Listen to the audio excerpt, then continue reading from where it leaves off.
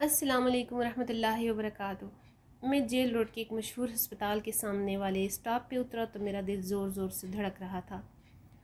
Artificial پھولوں اور گملوں سے لدے پھدے لوہے کی اوور ہیڈ برج کی سیڑھیاں چڑھ کر سڑک کے پار اترتے مجھے اپنی ٹانگوں میں جان محسوس نہیں ہو رہی تھی۔ ہسپتال کے مین گیٹ پر باوردی سیکیورٹی گارڈ نے آگے بڑھ کر دروازہ کھولا۔ میں نے ریسیپشن پہ پہنچ کر گردوں کے ڈاکٹر کا پوچھا۔ اس نے بتایا نیچے بیسمنٹ میں ڈاکٹر امجد بیٹھتے ہیں، وہاں تشریف لے جائیں۔ آج یہ ساری چیزیں اس لیے ہو رہی تھیں کہ میں ثاقب شیخ ایک دیرینہ دوست کے صاف کپڑے ادھار مانگ کر پہن کے آیا ہوا تھا۔ نیچے پہنچ کر ڈاکٹر صاحب کے کمرے کے باہر بیٹھے ہوئے لڑکے سے ڈاکٹر صاحب کا پوچھا۔ اس نے بتایا وہ 5 بجے آئیں گے اور آپ 3000 روپے فیس جمع کروا دیں۔ میں خاموشی سے سامنے موجود اسٹیل کے خوبصورت صوفوں پہ بیٹھ گیا، جن کی ٹھنڈک کو میں نے ریڑھ کی ہڈی میں سرایت کرتے ہوئے گردن کے مہروں تک محسوس کیا۔ خیر تھوڑی سی دیر بعد گلے میں اسٹیتھ لگ گئے ایک ادھیڑ عمر کے شخص جس نے سرمئی پرنٹ کوٹ پہنا ہوا تھا اور بہت جچ رہا تھا، کمرے کی طرف بڑھتے ہوئے دیکھا۔ جو ہی ڈاکٹر صاحب میرے پاس سے گزرے میں نے آگے بڑھ کر ڈاکٹر صاحب سے کہا، مجھے آپ سے ایک بہت خاص بات کرنی ہے، مجھے تھوڑا سا وقت دیں۔ ڈاکٹر نے اسسٹنٹ کی طرف اشارہ کیا۔ میں نے بتایا کہ مجھے کچھ پرسنل بات کرنی ہے۔ ڈاکٹر ہچکچایا مگر میرے اچھے کپڑے اسے یہ جج کرنے نہیں دے رہے تھے کہ میں کوئی ضرورت مند ہوں۔ تھوڑی سی ہچکچاہٹ کے بعد ڈاکٹر نے مجھے اپنے پیچھے کمرے میں آنے کا اشارہ کر دیا۔ میرے لیے تو شاید جنت کے دروازے کھل گئے۔ اتنا خوش میں نے خود کو زندگی میں کبھی نہ پایا۔ دل کی دھڑکنیں بھی نارمل ہو چکی تھیں۔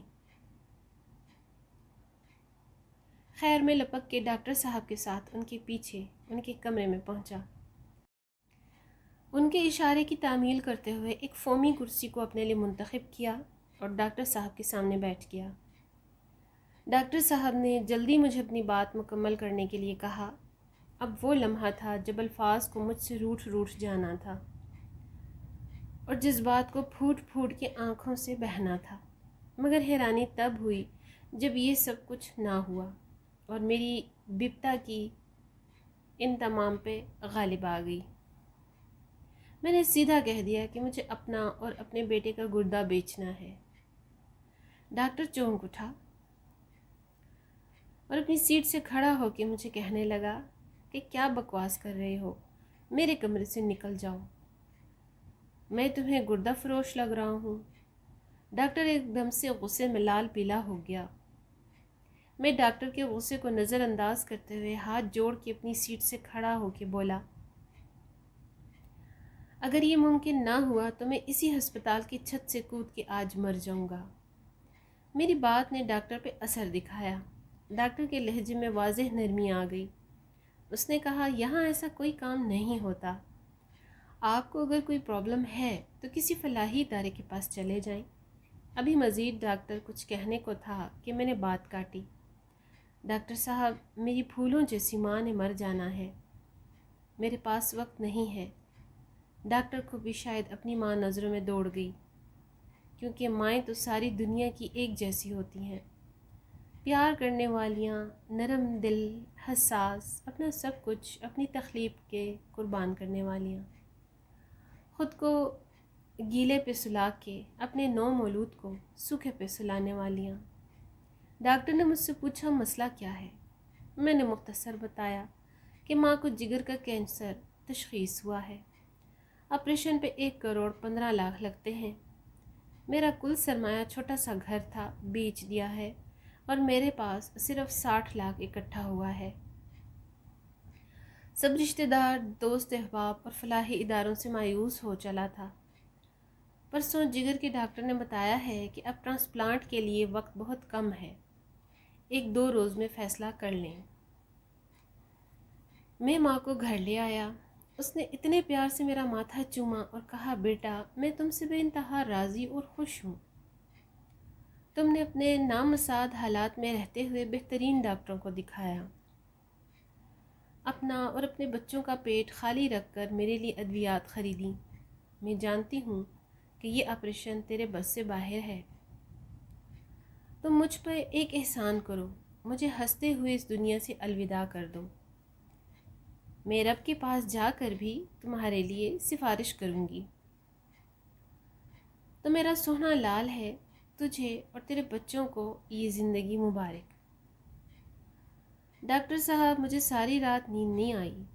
بے چینی اتنی بڑھ گئی اور بے بسی کی انتہا اس حد تک ہو گئی کہ خیالوں میں نے خدا سے بھی جنگ کر لی کہ غربت، فاقہ کشی، بیماری سب تو جھیل رہا ہوں اور تیرے حضور پھر بھی سجدہ ریزہ ہوں۔ تو رب کے اس آخری امتحان میں فیل پاس ہونے کے چکر میں یاد آیا کہ عارف خواجہ میرے دوست نے اپنا ایک گردہ 40 لاکھ کا بیچا تھا۔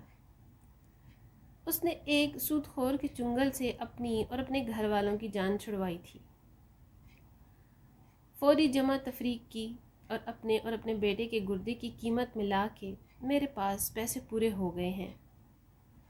رات جیسے تیسے گزار کے بغیر کچھ کھائے پیے اس ہسپتال کا مجھے علم تھا، سو آپ کے سامنے آ بیٹھا ہوں۔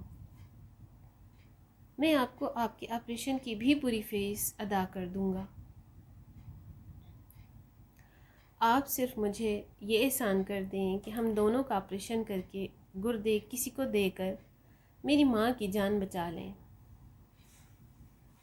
مجھے 10 روپے کی بھی مالی امداد نہیں چاہیے۔ ڈاکٹر اپنی سیٹ سے اٹھا اور اس نے مجھے تسلی دی، مجھے باہر بیٹھنے کو کہا اور اپنے اسسٹنٹ کو بلوا کے کہا اسے کینٹین سے کھانا لا کر دو۔ مجھ سے اس نے بڑی شفقت سے تھوڑا سا وقت مانگا۔ میں اپنی لاش کو اپنے پاؤں پہ اٹھا کے باہر ویٹنگ میں آ بیٹھا۔ کھانے کے بعد مجھے چائے بھی پینے کو ملی۔ رات 10 بجے ڈاکٹر صاحب اٹھ کے باہر آئے اور مجھے اپنے ساتھ آنے کو کہا۔ باہر آ کر انہوں نے مجھے اپنی گاڑی میں بٹھاتے ہوئے میرے گھر کا پتہ پوچھا۔ میں انہیں دروغہ والا کی ایک گلی تک لے کر آتے ہوئے اپنے مکان کے سامنے رکنے کو کہا۔ ڈاکٹر صاحب نے میری ماں کو سلام کیا، ان کی طبیعت پوچھی اور مجھے بتایا کہ اسلام آباد الشفا ہسپتال کی ٹرسٹ فاؤنڈیشن میں موجود راجہ وقار مستالوی نامی ایک شخص کا فون نمبر دیا اور بتلایا میری ساری بات اس سے ہو گئی ہے، آپ کل ماں جی کو ان کے پاس لے جائیں، فاؤنڈیشن میں آپ کا کچھ خرچ نہیں ہوگا۔ یہ کہہ کے ڈاکٹر صاحب اجازت لے کر ایسے رخصت ہوئے جیسے انہوں نے کچھ کیا ہی نہیں۔